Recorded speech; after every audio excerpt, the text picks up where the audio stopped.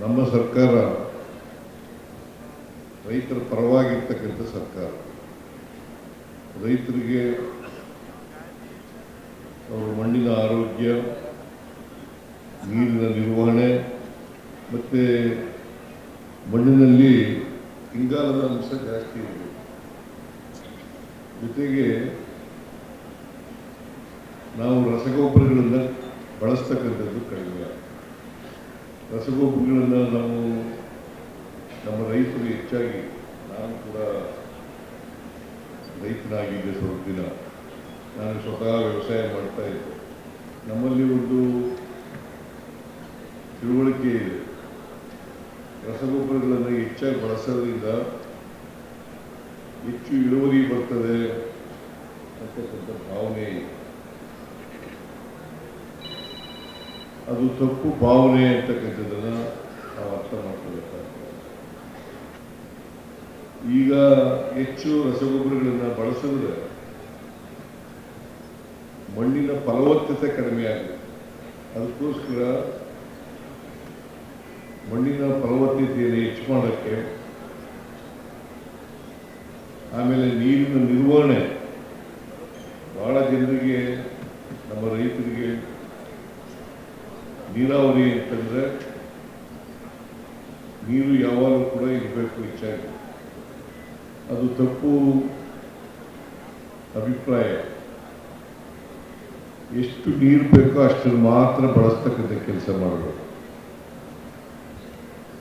ಅದಕ್ಕೆ ನಾವು ಹೆಚ್ಚಾಗಿ ಹನಿ ನೀರಾವರಿಗೆ ಹೆಚ್ಚು ಪ್ರೋತ್ಸಾಹವನ್ನು ಕೊಡ್ತಕ್ಕಂಥ ಕೆಲಸವನ್ನು ಮಾಡ್ತಾ ಇದ್ದೀವಿ.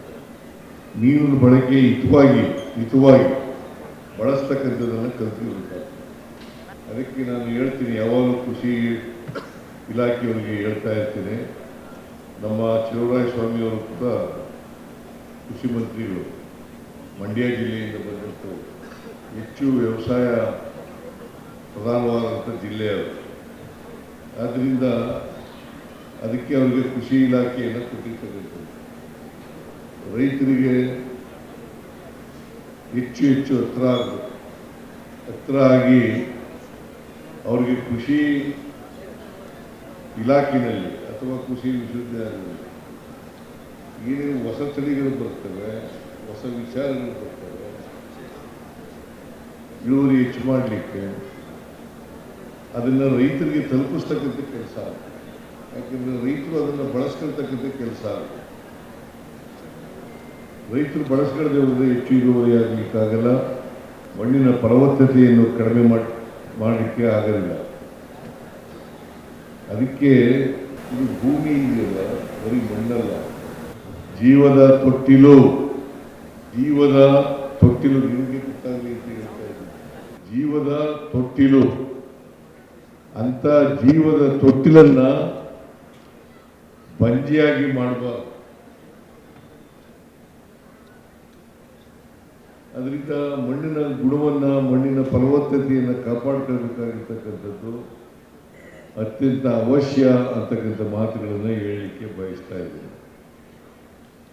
ಕಬ್ಬು ಹೆಚ್ಚು ಬೆಳೆಯತಕ್ಕಂಥ ಜಿಲ್ಲೆಗಳಾದಂಥ ಬೆಳಗಾವಿ, ಬಿಜಾಪುರ, ಬಾಗಲಕೋಟೆ, ಆಮೇಲೆ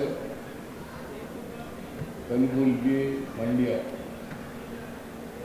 ಬೀದರ್, ನಾನು ಬಜೆಟ್ನಲ್ಲಿ ಘೋಷಣೆ ಮಾಡಿದ್ದೆ, ಈ ಎಲ್ಲಿ ಕಬ್ಬು ಜಾಸ್ತಿ ಬೆಳೀತಾರೆ ಆ ಜಿಲ್ಲೆಗಳಲ್ಲಿ ಮಣ್ಣಿನ ಆರೋಗ್ಯ ಮತ್ತು ನೀರಿನ ಸಂರಕ್ಷಣೆ ಮಾಡ್ತಕ್ಕಂಥ ಕೆಲಸವನ್ನು ಮಾಡ್ತಕ್ಕಂಥ ಯೋಜನೆಯನ್ನು ಮಾಡಿದ್ದೆ. ಅದನ್ನು ಇವತ್ತು ಚಾಲನೆ ಕೊಟ್ಟಿದ್ದೀವಿ. ಇದು ಇಡೀ ಬೇರೆ ಬೇರೆ ಭಾಗದಲ್ಲಿ ಕೂಡ, ಕಬ್ಬು ಬೆಳೀತಕ್ಕಂಥ ಭಾಗದಲ್ಲಿ ಕೂಡ ಪ್ರಾಯೋಗಿಕವಾಗಿ 5 ಜಿಲ್ಲೆಗಳನ್ನು ನಾನು ಮಾಡಿದ್ದೆ. ಆದರೆ ಎಲ್ಲ ಜಿಲ್ಲೆಗಳಲ್ಲೂ ಕೂಡ ಸುಮಾರು